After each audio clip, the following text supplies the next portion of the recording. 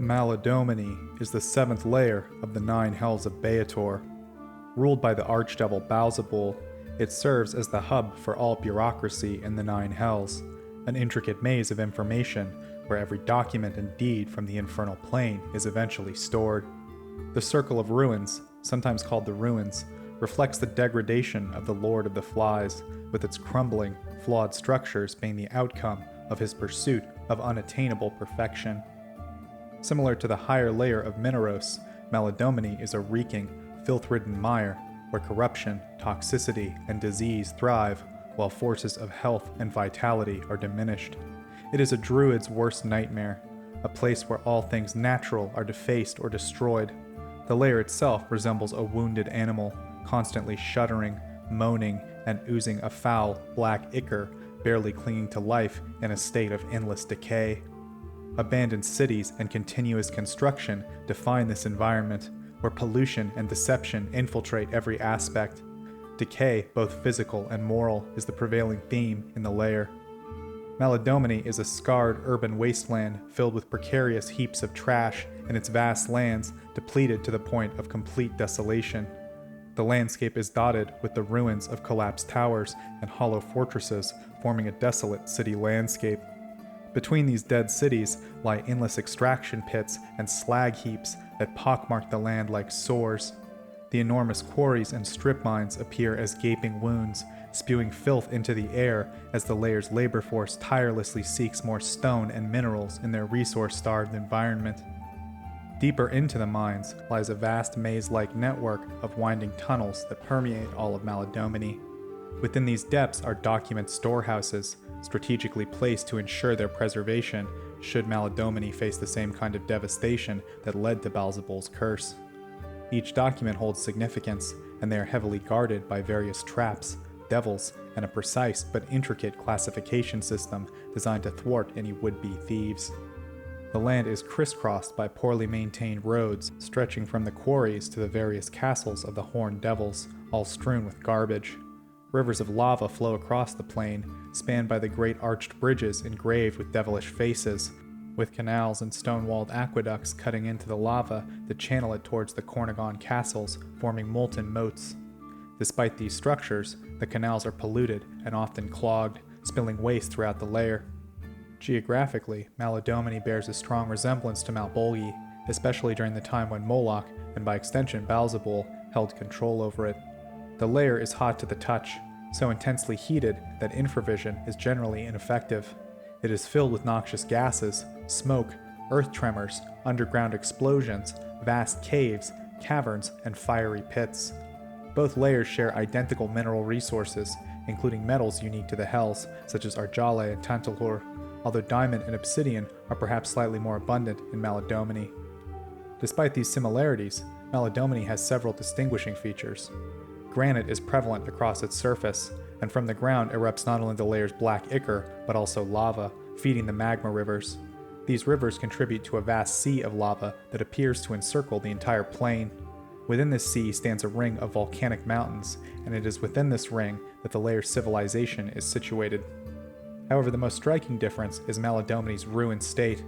Under a sky the color of blue-black blood, sentient clumps of polluted matter crawl out from the banks of sludge-ridden streams, only to choke on the toxic air and quickly perish. The remnants of stunted trees, if not already dead, eventually collapse, rot, or burst into damp smoldering flames upon contact with the slag. Natural sources of light in the layer are few, limited to the dim, sickly glow emitted by green flames, either flickering fires fed by fluid seeping from the ground along the riverbanks, or drifting, blazing spheres. To reach Maladomini, one typically needs to travel through the layer above it, Malbolgi, and find a portal there, and similarly, another portal is required to descend to Cania below. Portals are known to exist from at least one of the fortresses in Malbolgi to Baalzebul's primary city, Malagard, as well as from Malagard to Mephistopheles' city, Mephistar. Reaching Maladomini is generally challenging, but there are portals to several locations within the layer from Sigil, and portals to its city of Grenapli from the Outlands. Nearly all known portals are controlled by the Patezu, leading to many becoming trapped there. The Carnival Eternal is a vale where putrid pavilions are perpetually drenched in filth from an unlockable sluice pipe above. Here, Baalzebul rewards his successful servants with unspeakable pleasures, offering diabolical, debauched, and degrading experiences.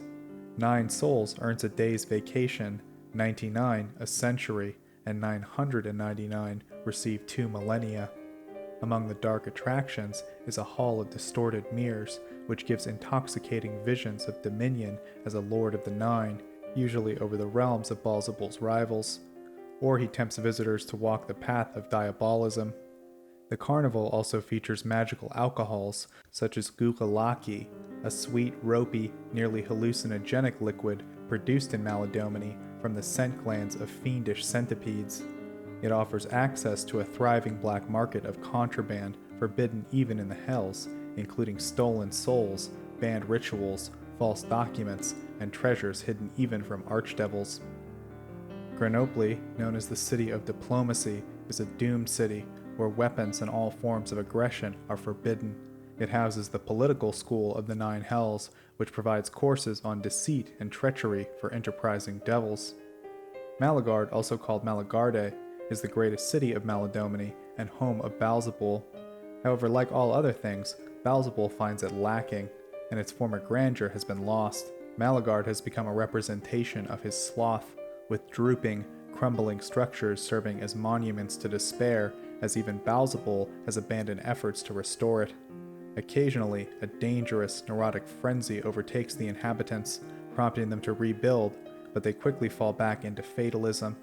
Decay has continued unabated as the buildings deteriorate and the rivers of trash grow larger by the day, while the atmosphere of defeat has become increasingly oppressive. This pervasive ennui is often contagious, and those who succumb to it risk losing the will to ever leave.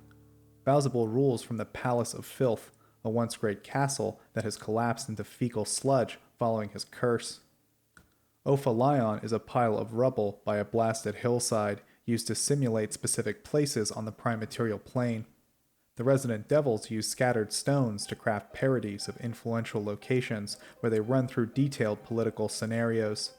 These exercises include conferences, synods, market deals, elections, royal courts, and other events, serving as training for devils.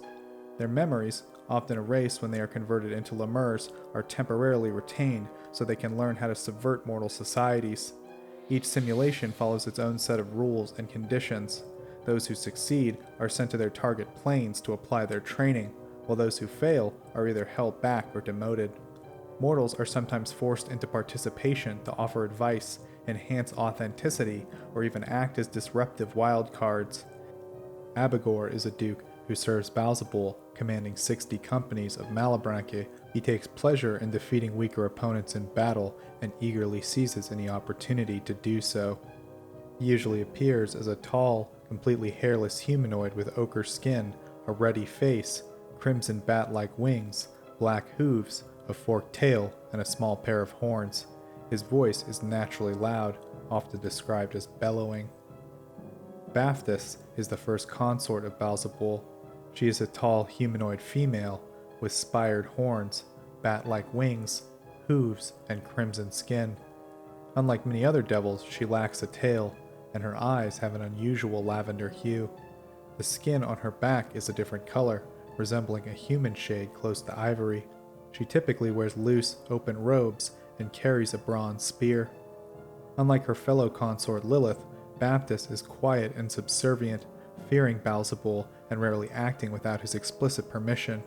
But she is still proud and becomes deeply offended if she or her possessions are threatened by lesser creatures. Baator is also sensitive about the paler skin on her back. It is said that a human on the material plane once made an oath mentioning the pearly spine of Baator, which she took as a summons, leading her to promptly appear and slay him. Barbatos serves as the Marshal of Maladomini, a role that places him in charge of the armies of that lair and the forces of Malbolgi during the period when Moloch ruled it for Baalzebul. He is known for his authoritarian nature and keen judgment of warriors and tactics, traits that have earned him Baalzebul's respect and limited trust.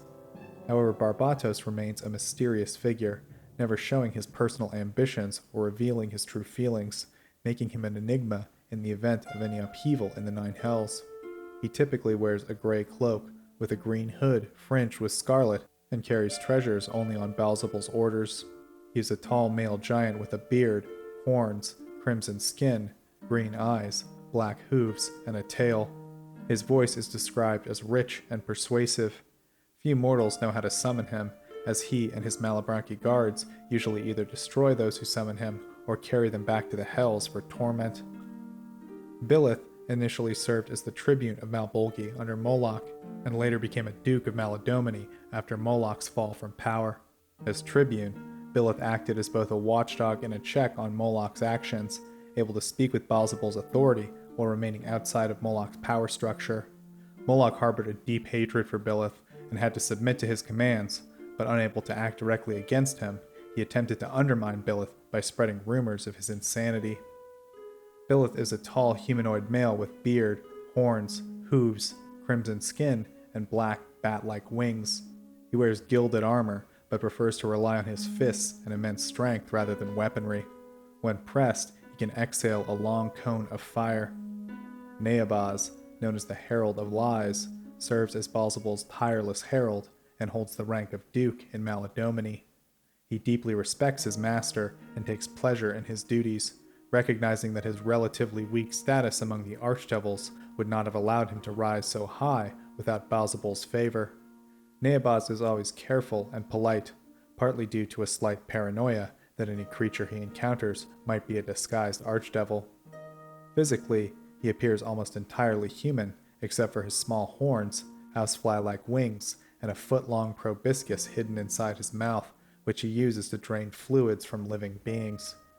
He typically wears a black tunic that opens in the back to accommodate his wings, along with breeches, a cape, and a hat made of blood-red silk. Baalzebul has equipped Ayperobos with several magical items for his protection, including his cape and sword. Zapar is a Duke of Maladomini, known for being a vicious, arrogant bully who prefers to torment his servants and weaker creatures rather than engage in combat.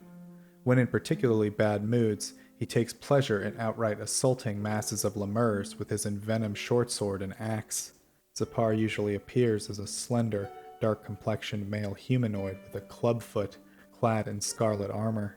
The armor conceals his more diabolic traits, including a forked tail, small horns, crimson skin, and retractable, cat-like claws on an otherwise human foot.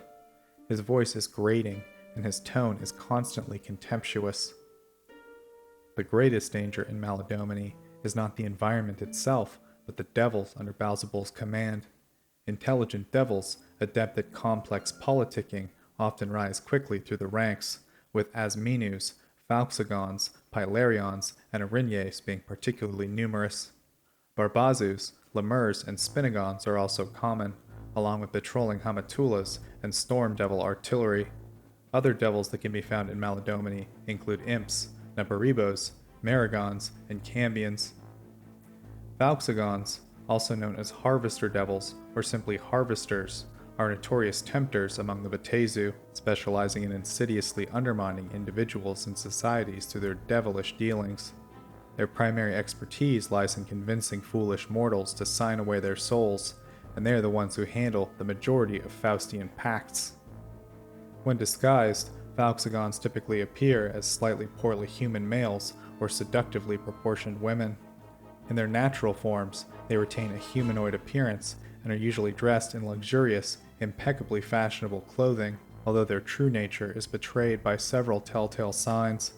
Their eyes glow red, their teeth are sharp and pointed like a canine's, and two tiny horns, reminiscent of a baby goat's, protrude from their foreheads. Their legs end in large, formidable cloven hooves.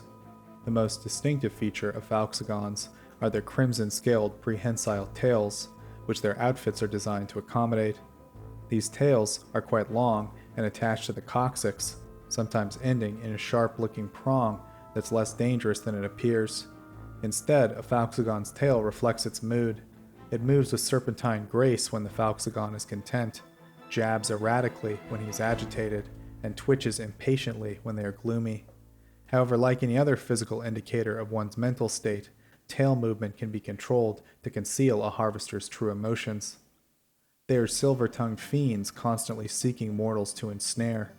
The most elite among them are devilish rogues so cunning and treacherous that they can persuade even priests to sell their souls and convince paladins to betray their very ideals. However, if persuasion fails, they are not above to resorting to murder to achieve their goals. Ironically, despite their role in tempting others, Falxugons themselves are notoriously vulnerable to temptation, particularly when it comes to passions of lust. They are most vulnerable to magic or weapons aligned with good. They possess several spell-like abilities, including the power to cast Disguise Self and Greater Teleport at will, as well as Dispel Magic and Vampiric Touch. They can also attempt to summon a group of lemurs or a few barbazus. Harvesters also have a few special abilities that aid them in their diabolical work. One of their key powers is the ability to supernaturally disguise their alignment. But this disguise can be seen through if the deception is inadequate, and it doesn't protect them from the effects that target specific alignments. Falxugons possess several unique abilities that make them particularly dangerous to mortals. Firstly, most entities from the material plane find it difficult to land a blow on them unless they strike first. This protection stems from a peculiar clause within the Pact Primeval, the ancient agreement that allows devils to harvest mortal souls, which grants them an effect similar to the Sanctuary spell. Those who manage to bypass this supernatural protection and strike them are debilitated, paying a steep cosmic price for violating such a clause. Secondly, the daggers wielded by the Harvester Devils are imbued with a venomous ichor that can inflict a powerful and insidious curse upon those that they wound. If the curse takes hold, the victim is overwhelmed by feelings of fatigue and sloth, which persist until they succumb to the malevolent whispers in their mind, impelling them to willingly strike a good-aligned creature. The curse is only lifted if the target makes a deliberate attack, even if it is ineffective, or after a day's time, or if the Remove Curse or Heal spell is cast.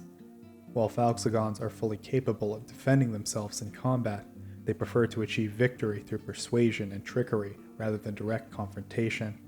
If faced with attacking adventurers or virtuous interlopers, they are more inclined to flee, particularly if it is not crucial to protect evidence of their activities. They would rather simply slip away while their enemies are delayed by minions, summoned creatures, obstacles, and traps, avoiding unnecessary battles where possible. They are native to the Nine Hells and are particularly numerous in Maladomini, where devils skilled in complex political maneuvering often rise quickly. However, their true purpose extends beyond their home plane. They are dispatched in large numbers to the material plane, where they diligently seek out souls to damn. They can be found in any environment there, though they are most commonly encountered in or near civilized areas. Each day, these harvesters scour the world for potential victims.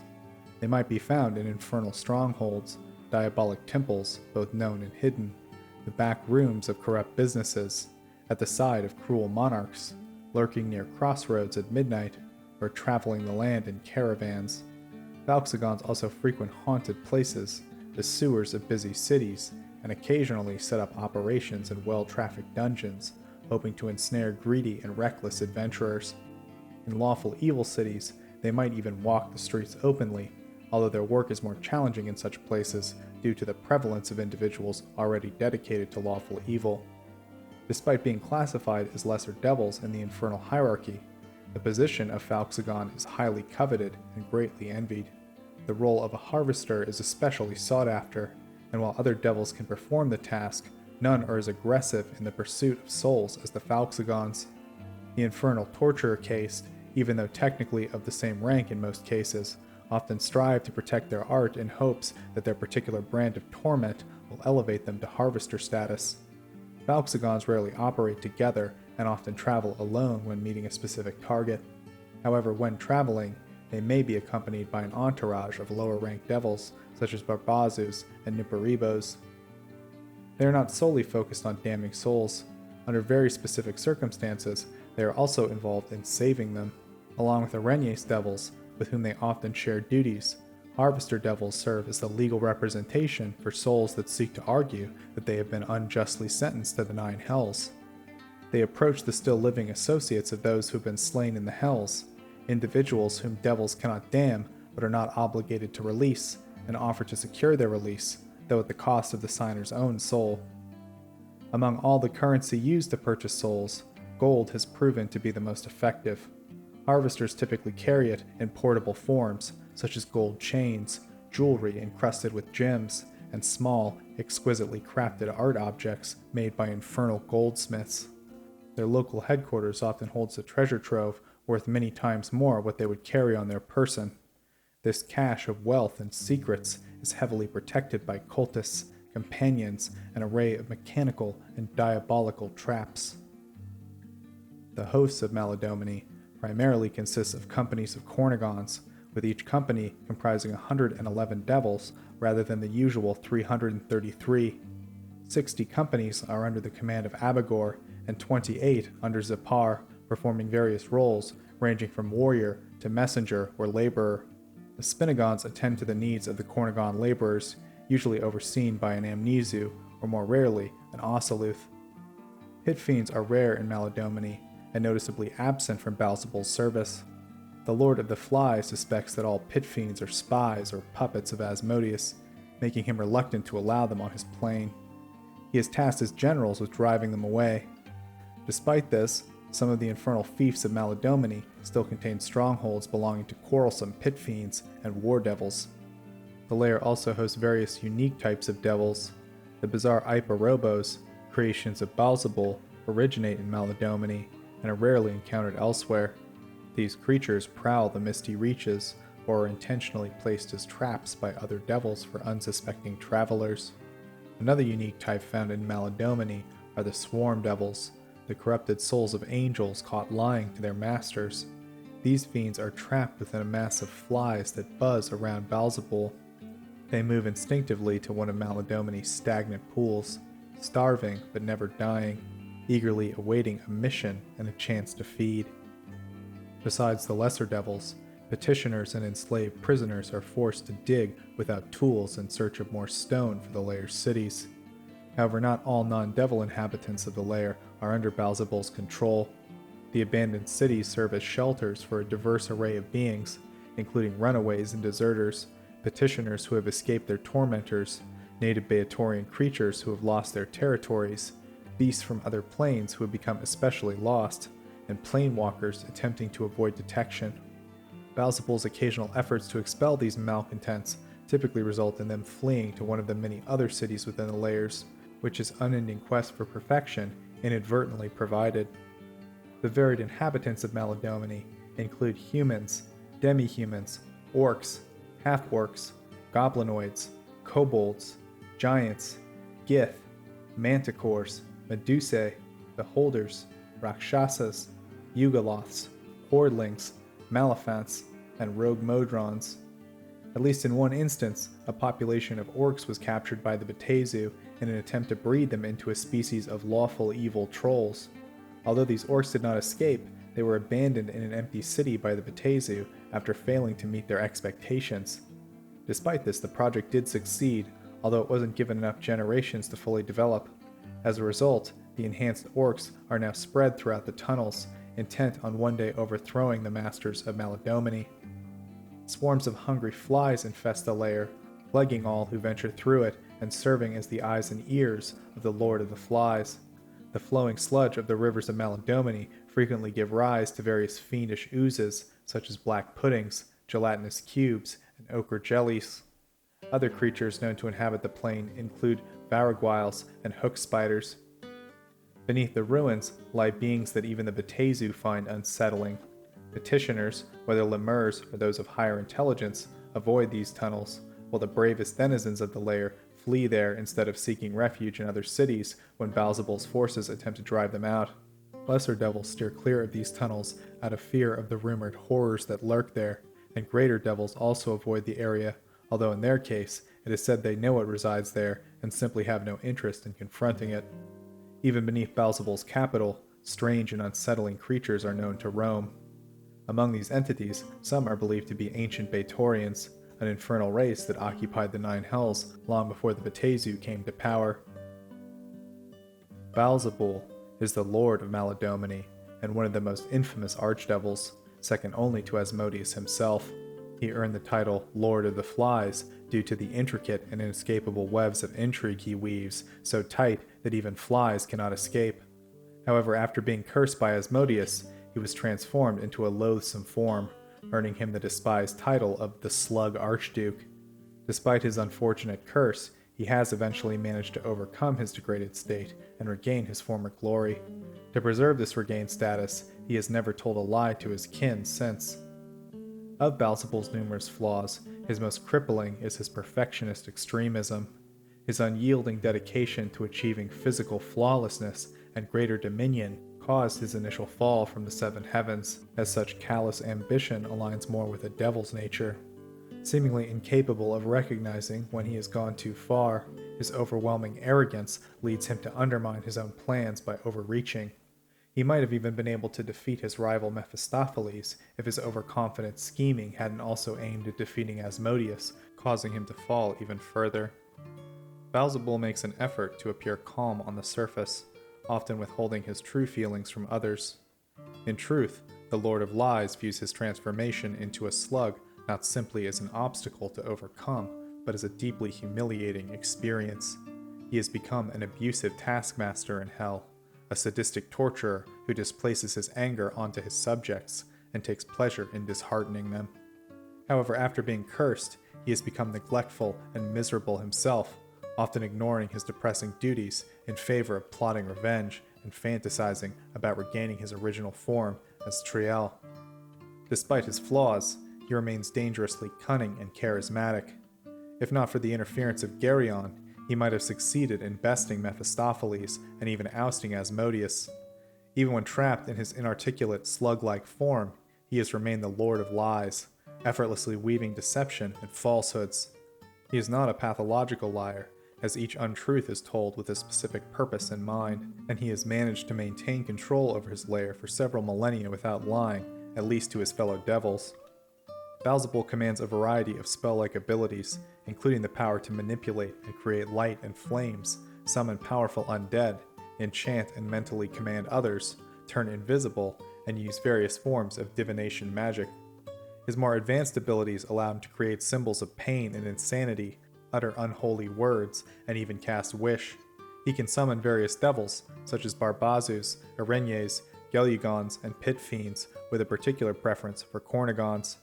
However, Baalzebul typically resorts to these spells as a fallback when his other supernatural powers prove ineffective against his enemies. In his slug form, Baalzebul's initial tactic is often to belch out gargantuan clouds of flesh-devouring flies. While these flies usually disperse after being released, he can command them to swarm around his body for about a minute, creating a protective barrier that shields him from harm. Although a strong gust of wind can disperse the flies, Baalzebul's stench remains so overwhelming that getting close to him is a truly sickening experience. Despite his sluggishness, he retains the ability to burrow underground and scale surfaces with his slime-coated form. His arms, though feeble, serve a purpose beyond wielding weapons. Even the slightest touch from Baalzebul's atrophied limbs causes blood, muscle, and sinew to wither away, though immortals like devils or demons are immune to this effect. Like an actual slug, Baalzebul can regenerate lost limbs and body parts, with his regeneration being supernaturally fast, allowing him to regrow parts within minutes and reattach severed limbs. However, his regenerative abilities are less effective when he is harmed by good-aligned spells or holy weapons. Although many of Baalzebul's powers stem from his slug form, he possessed several abilities before his metamorphosis. These included the ability to fly and shape change, as well as a powerful gaze that combined the effects of fear and ray of enfeeblement, leaving his victims trembling in terror even after he stops staring at them. His slug form retains this gaze, but it is less effective when he is surrounded by his flies. After being restored to his humanoid form, Baalzebul has retained his shape-changing ability. He can transform into a giant fly or swarm of fist-sized flies, similar to those he could previously spew. The domain of the Lord of the Flies contains several magical artifacts of great power, but locating them is said to be nearly impossible, even if one could evade his Cornigon guardians. These artifacts are hidden amidst the collapsed structures and random refuse that litter his realm. Among these treasures, the Book of Vile Darkness once resided in his personal library. and of the 6 known full copies, at least one contains extra pages added by the Lord of the Flies. The Book of Vile Darkness is an artifact of unspeakable evil, a reference work of malevolence, authored, edited, and compiled by some of the most powerful and sinister entities across the multiverse. There are a total of 6 genuine copies and at least 18 fakes or botched imitations. The original copy, created by Vecna, a deity from Oath, is bound in a cover made from human facial flesh and demon bones, the latter magically forged into the book's metal bindings. The cover bears unintelligible symbols, at least to ordinary individuals. The book's owners are capable of editing it, and they often do so without any concern for consistency in material or appearance. As a result, these books are visually chaotic, with pages made from different materials and written in various styles. This lack of uniformity makes the book difficult to read and navigate, requiring a significant amount of time to fully comprehend its contents. The book delves into every conceivable evil in the cosmos, its pages filled with rotten ideas, unhinged thoughts, dark magical secrets, and heinous insights that its collection of authors have devised or discovered. It serves as a gruesome catalog of all mortal wrongs, containing knowledge that no mortal was ever meant to possess. To even glimpse its scrawled secrets, let alone read them, leads almost inevitably to insanity, agony, corruption, disfigurement, destruction, damnation, and death. Reading the entire Book of Vile Darkness takes about 7 days, or more precisely, 80 hours. Upon completion, an evil divine spellcaster, such as a cleric, gains profound insight, allowing them to grow in power and deepen their understanding of dark matters. The book strengthens one aspect of the reader while diminishing another. It also disfigures the reader, making them more naturally intimidating to non-evil individuals while earning greater respect from evil beings. The reader also gains the ability to use the Dominate Monster effect on any evil creature. For those of neutral alignment, the book is highly dangerous. Reading it inflicts physical harm and gradually transforms their personality towards evil. If the reader is also a divine spellcaster, the book saps their essence without providing any benefits. For good-aligned individuals, even touching the book is perilous. Merely looking into it draws the hostile attention of a fiend, which will attack them the night they open the book.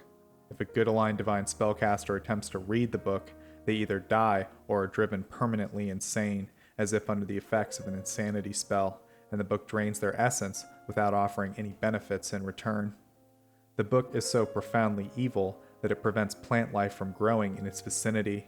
The owner of the book gains additional knowledge about arcane, historical, and religious matters, becoming particularly well-versed in evil subjects.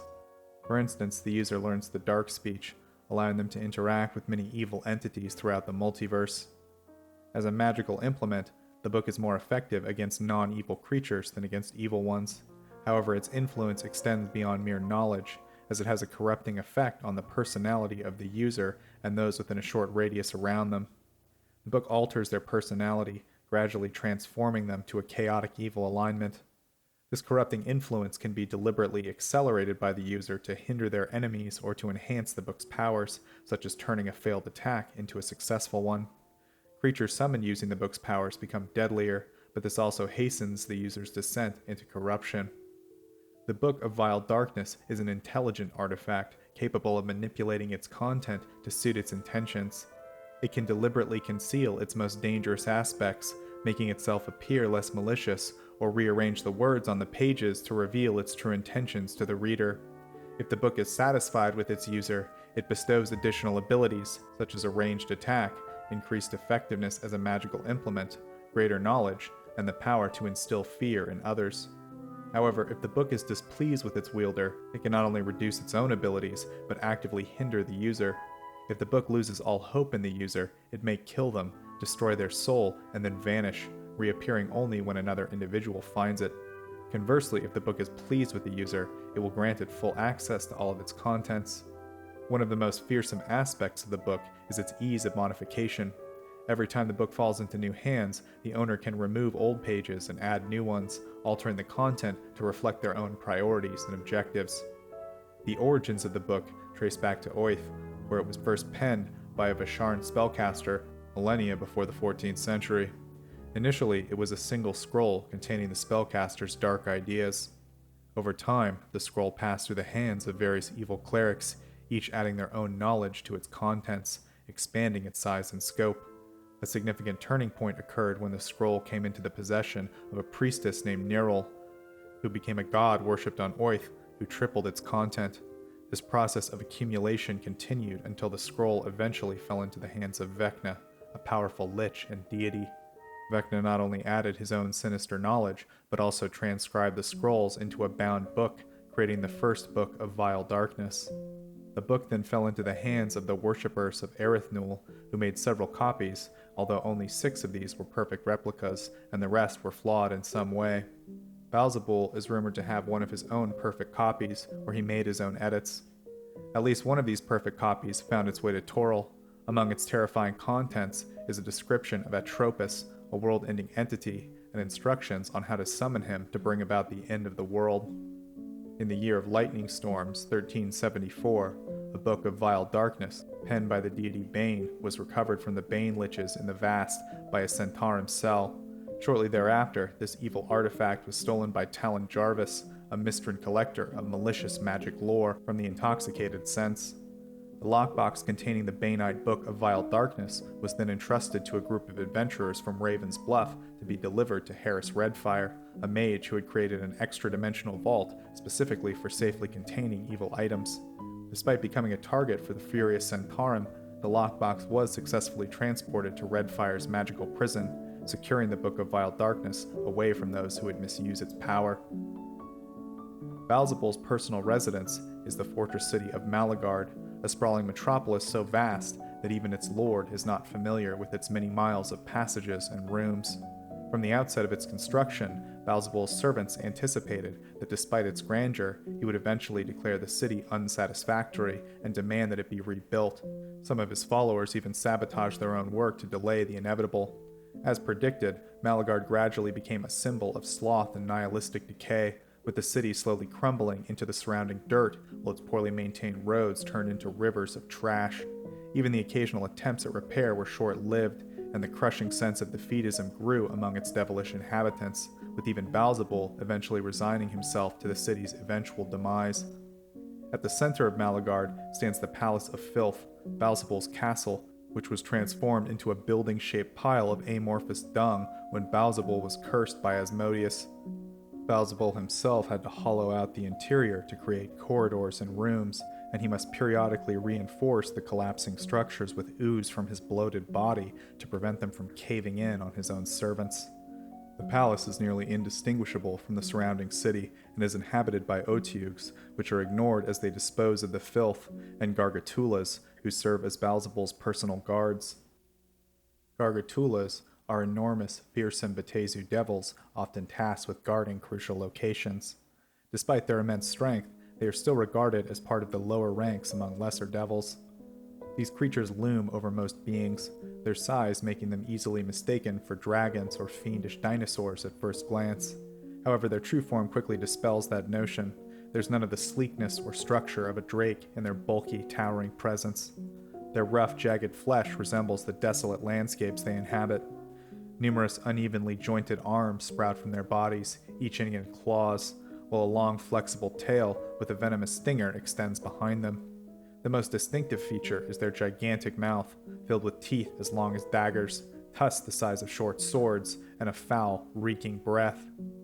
Gargatulas are lethal, but not particularly intelligent, prone to attacking anything in their path, including other devils, unless directed towards a specific task. Their massive claws can swallow a human whole with a single bite, while larger beings can be trapped in their crushing grip. Like many devils, they have an inherent resistance to most forms of attack, and can regenerate, except when faced with weapons imbued with holy or blessed enchantments. If someone were to cut their way out from inside of a Gargatula, the creature's muscles would quickly seal the wound, trapping the individual again unless they managed to carve a new escape. Their long tails lash around them, delivering poison that severely hampers movement. Though Gargatulas share telepathic abilities like other devils and can summon their fellow Baator, their summoning powers are weak. Without the magical abilities of other Baator, they rely on raw strength and ferocity in battle. Their combat style is simple but brutal, utilizing their overwhelming physical power to crush their enemies. They adjust their large, awkward bodies by crouching low to snap at smaller targets with their powerful jaws. When not rampaging through the fiery layers of hell, they are often stationed as guards for critical locations in Baator, such as grand palaces and cathedrals. Many of these creatures patrol Baalzebul's stronghold, serving as his personal guard. Like other Batezu, they possess dark vision, allowing them to see clearly even in complete darkness. Their heightened sense of smell enables them to detect hidden enemies, including those using invisibility, and to track them by scent. However, they are unable to distinguish between identical decoys in close proximity, such as those created by illusion magic. The Lord of Flies jealously guards his power and secrets from the other archdevils, particularly Asmodeus and Mephistopheles, with the ultimate goal of eventually taking over hell. At one point, he even hoarded souls with the intention of performing a ritual to escape his sluggish form and reclaim his former glory. He has numerous rivals in the Nine Hells, and so many enemies that his title, Lord of the Flies, is sometimes twisted into an insult, although it is still used as a compliment in certain contexts. Like Mephistopheles, Dispater, the ancient archdevil, with a seniority that starkly contrasted Baalzebul's rapid rise, became a fast enemy. They scorned Baalzebul, viewing him as an outsider. Both were particularly pleased by his transformation into the Slug Archduke. During this period, Baalzebul pushed his spy network to the limit, attempting to uncover or fabricate evidence of their wrongdoing, hoping to see them trapped in equally demeaning forms, or if fortunate, completely destroyed. Although Baalzebul feigns subservience, his primary hatred is directed at Asmodeus, the one who cursed him. Yet paradoxically, Asmodeus occasionally shows him favor, possibly viewing Baalzebul as a worthy opponent. Despite keeping pit fiends as servants and bodyguards in his castles, he only begrudgingly allows them into Maladomini, suspecting them of being puppets or spies for Asmodeus. Incapable of admitting his own faults, Baalzebul places much of the blame for his curse on Mephistopheles.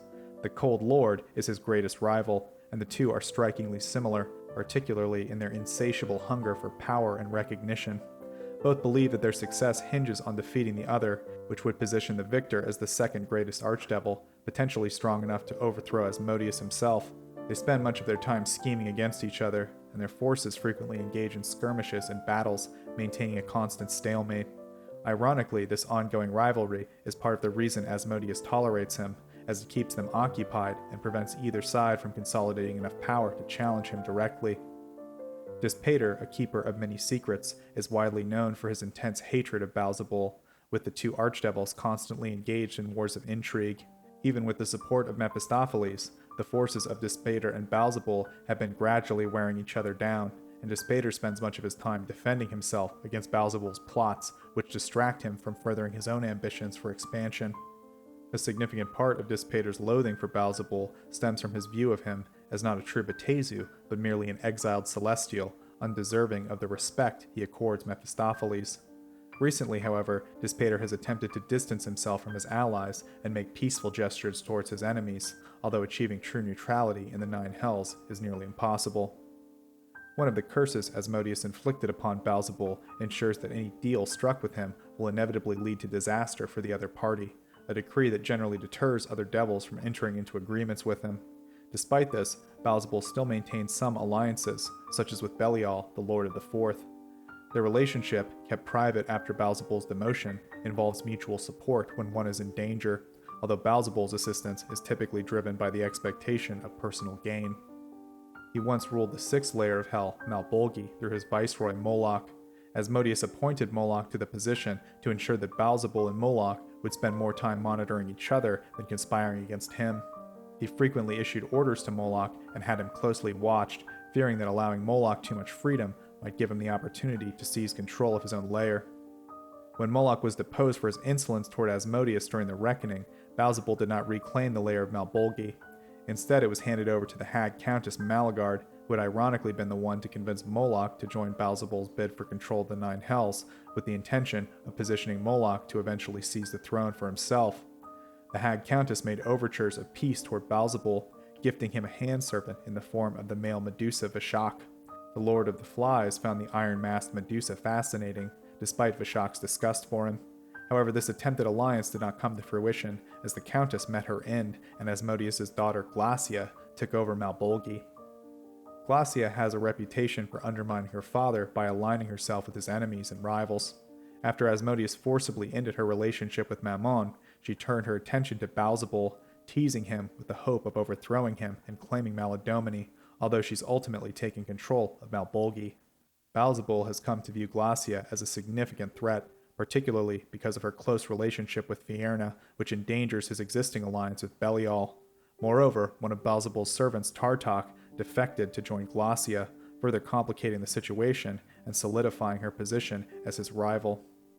Among all the archdevils, Baalzebul stands second only to Asmodeus in terms of infamy, and his popularity rivals that of many deities in Faerun, although his cultists rarely make their worship public. Even after his transformation into the Slug Archduke, his cult remains larger than those of his peers, although most mortals are unaware of the curse that dooms those who make deals with him. Known variously as the Lord of the Flies, the Lord of Lies, or the Fallen One, he is both despised and revered, attracting mortal followers as a dual patron of sly charm, supported by brutal power.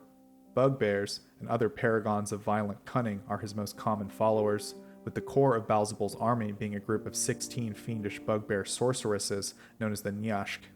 Each of these sorceresses wields powerful spells, wears a helmet resembling a fly's head, and carries a harrow rod. Baalzebul specializes in mass-scale corruption and deception, with his religious orders functioning more like conspiracies against established powers.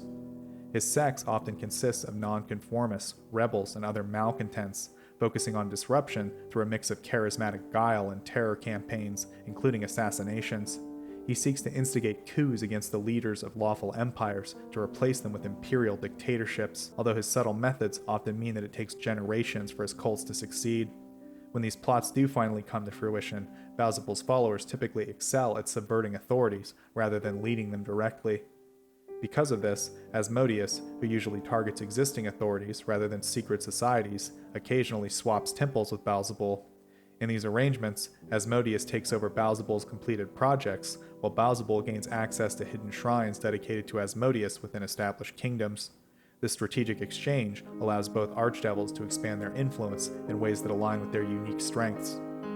Those formerly dedicated to the Fallen One are treacherous and ruthless, willing to use any deceitful tactic and betray even their closest friends and family to achieve their goals. They can summon swarms of flies, but specialize in utilizing cunning and eloquence to tell bold-faced lies. Allies are rarely kept around for long before being backstabbed, although his disciples excel at manipulating them for as long as they are needed. Sacrifices to Baalzebul are conducted in bloody, nighttime ceremonies lit by dim candlelight, and initiation into his cult requires performing the rite within the victim's home. Rogues, bards, and assassins are among the most likely to devote themselves to Baalzebul, although rangers and clerics sometimes find their way into his service. His clerics typically adorn themselves with bodily piercings, gold jewelry, blue and black robes, and shave their heads, except for the bugbears who grow their hair especially long. Shrines to the Lord of the Flies are often cramped with statues and feature an insect motif on the lintels, tapestries, altars, and other decorations. A foul odor permeates these temples as the braziers burn grotesquely created incense. Baalzebul was originally the Archon Triel, one of the most powerful and beautiful beings in Celestia. However, Triel's ambition grew unchecked as he craved more power and authority than the Mount would grant him, eventually blinding him with the desire for perfection. His selfish pursuit of these goals led to his corruption and exile from the seven heavens. After his fall, Asmodeus, perhaps out of a lingering sense of sympathy, favored Triel and quickly promoted him within the ranks of the Batezu nobility. Triel's ruthless lust for power served him well in Hell, and he soon adopted the name Baalzebul.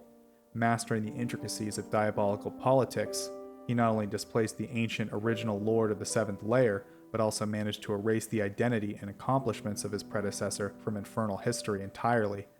Baalzebul became the only archdevil to rule 2 layers in the 9 hells, although he governed Malbolgi through a viceroy. He also created his own mosquito-like Ayperobos devils from lemurs, and at one point was second only to Asmodeus in power. Ayperobos are small devilish creatures that at first glance appear as a swirling cloud of blood-red mist.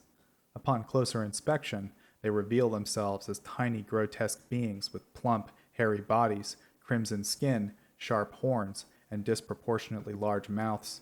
Each one flutters on sparrow-like wings, and together they move in perfect unison, as if they are one entity. Individually, an Ayperobos poses little threat, but when they gather into a swarm, they become relentless foes. They swarm over their targets, biting into flesh with their small, sharp teeth. If they manage to distract a victim, the swarm burrows into the body, manipulating the creature to act against its allies or to behave erratically. Failing that, they simply tear into their prey, releasing a spray of blood and tissue into the air. Born from Baalzebul's twisted imagination, Ayperobos swarms are reminiscent of the mosquito clouds that infest swamps in the material plane. They haunt the misty regions of hell, attacking anything weaker than themselves. They have a particular taste for lemurs and Ayperobos, gleefully tearing these lesser devils apart. Alone, they are nearly helpless, often regarded as little more than a snack by larger fiends who enjoy the squeals and bursts of blood when crushing them. To avoid being hunted, they banded together into colonies, finding strength in numbers. Through constant telepathic communication, they have maintained their cohesion and are able to function as a single organism. They harbor a deep resentment towards the other devils, having witnessed too many of their kin killed by larger Batezu. Now they seek revenge, stalking any devils that enter their domain, eager to show them what it feels like to be powerless against a stronger foe. Baalzebul's ambition eventually led him to attempt a coup against Asmodeus, although the exact manner of his betrayal remains disputed. Some claim he was cast down for instigating the reckoning of Hell, while others believe he attempted to alter documents to confuse Hell's bureaucracy and make Asmodeus appear incompetent.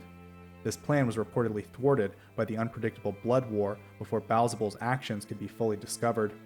Maladomini, his own lair, became a war zone as he tried to conceal his actions while the other archdukes sought to expose his conspiracy, leading to the ruined state of many of its cities. Whatever his crime, Baalzebul faced a series of bizarre and severe penalties. He was retroactively cursed, transforming into a slug for a year for each lie he had told to a devil. Additionally, any deals he struck inevitably brought disaster upon his associates. His once grand castle was turned into a mass of excrement and filled with filth, and his dominion over Malbolgi was stripped from him. Even in his slug form, Baalzebul has retained significant influence and managed to achieve massive feats of deception. One such feat involves supposedly creating the measles by promising to save a kingdom from a dreadful, hunger-inducing blight. It's unclear whether the kingdom's inhabitants knew of his true identity, but upon agreeing to his terms, they found themselves immune to the plague, yet still tormented by its symptoms, compelled to feed only on the flesh of sentient beings. Interestingly, despite their creation by Baalzebul, the measles often allied with cults of his enemies. There are also claims that Asmodeus was the one who orchestrated Baalzebul's transformation into a devil, rather than it being a natural result of the infernal powers of Baator. Some rumors even suggest that Asmodeus personally masterminded Triel's fall by appearing in the form of a flower with a beautiful exterior that concealed its venomous nature. However, that myth remains unsubstantiated, with no corroborating evidence to support it.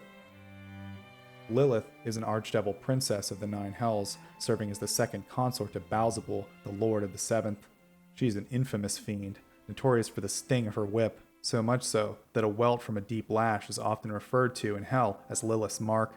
Sometimes she is portrayed as a romantic or wronged figure, such as a rejected lover, reflecting her status as a woman who feels scorned by the slug archduke. She appears as a strikingly beautiful and alluring woman, standing tall enough to tower over most beings. Her crimson skin, hooves, serpentine tail, small curved horns, and glowing white eyes, including her pupils, make her among the most captivating of Hell's fiends. She rarely wears clothing, preferring to use clinging shadows when she deems it necessary. Lillith is also known to use her shape-shifting ability to take on the forms of her victims' loved ones, further enhancing her ability to deceive and torment those who cross her path. She's an incredibly intelligent devil, displaying the sadism typical of her kind. She often toys with her prey, subjecting them to psychological and physical torture before killing them. Her array of spell-like abilities includes fire manipulation, charm, psionics, tongues, teleportation, dispelling magic, darkness, shapeshifting, necromancy, and lightning. She exudes an aura of desire that affects most beings, although Batezu are immune to it. In close combat, she prefers to fight using her serpentine tail, which she employs to strike and constrict her enemies. Although she uses them less frequently to avoid damaging them, she also wields a scimitar and a metal barbed whip known as Lilith's Caress. The whip is known to drain the strength of her victims, leaving them exhausted and vulnerable. She has primarily relied on her seductive charms to navigate the volatile infernal political landscape while patiently waiting for an opportunity to seize control of all of Maladomini. Her allure makes many devils willing to do small favors for her, which she has skillfully used to her advantage. Though once a consort of Moloch, she remains more loyal to Baalzebul than to the old Grand Duke. She abandoned Malbolgi when Moloch fell from power to return to the side of the Lord of the Flies. However, her loyalty to Baalzebul is not as strong as it once was. She feels largely powerless and resents being moved around at Baalzebul's whim. Despite choosing to stay by his side, she does so with the intent of finding a weakness she can exploit for her own ascent to power. Until then, she offers counsel to the slug Archduke, aiming to restore both his and, more importantly, her own glory. During Moloch's reign, Lillith often collaborated with Tartok, a legate with similar ambitions. For a time, she worked closely with both Tartok and Glacia, but ultimately chose not to serve Glacia, partly out of resentment for her sudden rise to power. She is highly regarded by witches, warlocks, and evil druids, along with other occultists on the Prime Material. She is especially revered as the patron of dark witches who guard secret rites needed to summon her. Despite her strong following on the Prime Material plane, Lillith remains mostly detached and disinterested in nurturing this influence, which could potentially elevate her status among her peers and make her a formidable force within the Nine Hells. When her enemies are rendered helpless, she often forces them to renounce their faith and submit to her before killing them, cackling as they transform into larvae before her. Lilith's presence in Baator can be traced back to the earliest days of Asmodeus' rule, during which she has always been a figure close to power. The earliest records of her existence place her as a gift from Baalzebul to Moloch, a blatant attempt to keep him obedient. Lillith, renowned as the most alluring denizen of Hell, had a way of diverting attention from important matters. As Moloch's consort, she was also seen as loyal to Baalzebul, like most of Moloch's vassals at the time. She frequently moved with Moloch between the many Kornagon-led fortresses of Malbolgi at Baalzebul's command, often escorted by his herald Neabaz. However, over time, Lilith's loyalty began to wane, and her patience for being shuttled from place to place grew thin. Like others who delivered the gemstones formed from Malbolgi's volcanic activity to Baalzebul, she secretly kept a few for herself, hiding them until she could trade them for less identifiable currency, all without the knowledge of the Lord of the Flies. Her resentment toward her service to Moloch grew to the point where she supported the bid to overthrow him and replace him with someone else when the opportunity arose. Lillith competed for the position of Moloch's consort with the night hag Malagard. Although she had the opportunity to expose Malagard's treachery, which could have dramatically altered the course of Hell's history, she lacked the passion for her duties and chose not to act. Malagard's scheme succeeded, leading to her ascension as the Hag Countess and the new Lord of Malbolgi. At that point, Lillith abandoned the Sixth Layer and returned to Maladomini, but this change did little to alleviate her growing resentment. While her rival Malagard rose to the rank of Archdevil, Lillith found herself demoted to Baalzebul's second consort, serving a liege curse with the grotesque form of a slug whose touch she despised. Despite the change in regime, her sense of powerlessness under Baalzebul persisted. Tartok, who had remained in Malbolgi, served Malagard only nominally, and later became a key ally of Glacia when she ascended. Although Lillith initially worked with both, having once dreamed of supporting a new ruler of Malbolgi, she ultimately decided against joining them. In eons past, Maladomini was a realm of stunning beauty filled with great cities. Some accounts suggest that it was like this even before Asmodeus took control of the Nine Hells. After Asmodeus established his regime, he carved up Baator, rewarding those who fought under him with realms and fiefdoms. He also established the infernal bureaucracy, which became centered in Maladomini. Reports from that time describe the Seventh Hell as a bustling kingdom with many impressive cities, well-maintained roads, gardens, and bridges.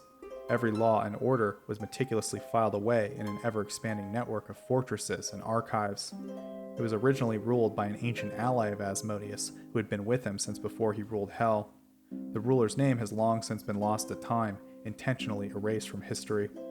As eons passed, Baalzebul achieved numerous victories. He managed to take control of the layer above him, a feat no other archdevil except perhaps Asmodeus was known to have accomplished. However, Baalzebul's greatest weakness was never his lack of competence, but his inability to stop when he was ahead, his irrepressible need for total perfection in all his endeavors, which drove him to extreme actions. For millennia, Baalzebul longed for a city that would truly reflect his greatness. He commanded his subjects to build city after city, but each time he was never satisfied, declaring every one unworthy upon its completion. Although he could envision the perfect city in his mind, he could never bring it to fruition, and the problem worsened over time as he continually built and rebuilt the domains of his lair. Over the centuries, fertile Maladomini slowly transformed into a desolate land of ruined cities and despoiled landscapes, yet its decline is far from complete.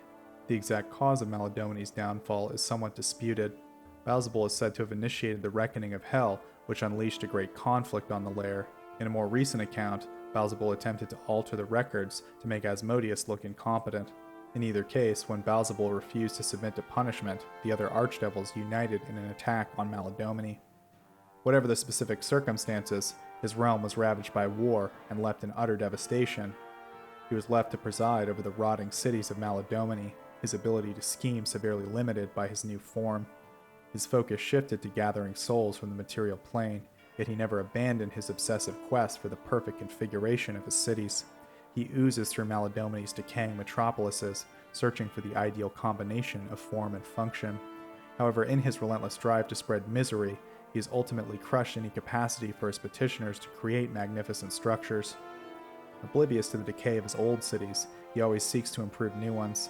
His servants, bound by his will, are forced to strip the land of what little remains, although instead of demanding renovations, he spread word through his nobility that new cities must be built from scratch. The old cities are to be left standing as reminders of past failures.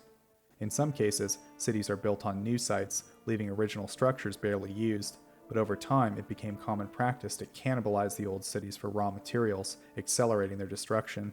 Newer cities are erected on the remnants of the old until they all eventually sink beneath the surface, except for the capital.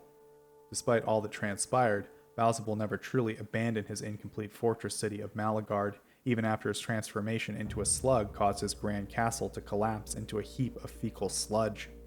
By Asmodeus' decree, the city was to be constantly filled with garbage, yet despite the capital being reduced to this filthy state, Malagard is still universally regarded as Baalzebul's greatest city, even by those who had seen its older incarnations. It is a sprawling city of perfectly straight boulevards and countless black-spired towers, connected by a network of open and covered bridges that crisscross and slant in all directions. The city extends for what seems like an endless distance, with so many rooms and passages that not even Baalzebul himself is believed to have explored them all. No devil is thought to know the city's full dimensions, and they rarely venture deep within it. In fact, escapees flee into its dungeons to evade capture. Even as the rest of Maladomini decays, green things grow within Malagard's walls, a planar plant collection tended by Ayperobos under the supervision of Ossalus, who are themselves watched by Carnivals. Nearly all of the layer's wealth eventually finds its way to Malagard, from tapestries and furniture to precious stones and metals. However, just as no one doubted that Malagard was Baalzebul's greatest city, it is equally accepted that he will ultimately reject it, as he has all the others. Whole rooms are choked with garbage, and entire towers were crammed with stinking refuse, even before Asmodeus cursed Baalzebul. Since none of the devils there can be bothered to repair anything, broken, useless, and filthy items, as well as the dead, are carried to neglected and unused areas by servant Spinagons. So unkempt is Malagard that many treasures thought lost and forgotten are actually being secretly hoarded by the Carnivals amidst the garbage. As the city nears completion, workers gripped by dread have begun to slow down, secretly sabotaging much of their work in a futile attempt to delay the inevitable rejection by their master. But the denizens of Malagard could not delay the inevitable forever, and were eventually forced to present their work to Baalzebul around the 14th century. As everyone had anticipated, he ultimately rejected Malagard, just as he had all the other cities before it. The relentless cycle of building and rebuilding eventually led to despair among the inhabitants, and the once majestic city was left to slowly decay. Despite this, he remains in Malagard, often neglecting his grim duties of maintaining the Palace of Filth with his slime in favor of scheming for dominance. His negligence has caused entire rooms to collapse, leading to the loss of many great relics of power in the process. For a brief period in the 14th century, Baalzebul was capable of escaping his slug form. After his humiliating experience, he shifted his focus, limiting his open plotting against the Lord of the Eighth, and instead channeling his energies into secretly placing more spies within Asmodeus' court. He sought to ingratiate himself with Asmodeus by highlighting the incompetence of his rivals. The curses imposed on him by Asmodeus have severely hindered his ability to form alliances with his fellow archdevils. This has forced him to devote much of his time to fulfilling his duties as an archduke and managing the soul-driven bureaucracy of his lair. The vast underground archival labyrinth of Maladomini, which was constructed after his defeat, houses countless edicts, policies, treatises, and other documents, all heavily guarded by traps, devils, and a bewildering classification system. However, the ultimate fate of Maladomini may yet change. In the late 15th century, Baalzebul finally reverted to his previous fly-headed form, his abject humiliation preventing him from extending the transformation any further. Although Maladomini remains a crumbling realm, Baalzebul has recently positioned himself as a patron of redemption, potentially signaling a new chapter for the Seventh Hell, Baator, and the Forgotten Realms.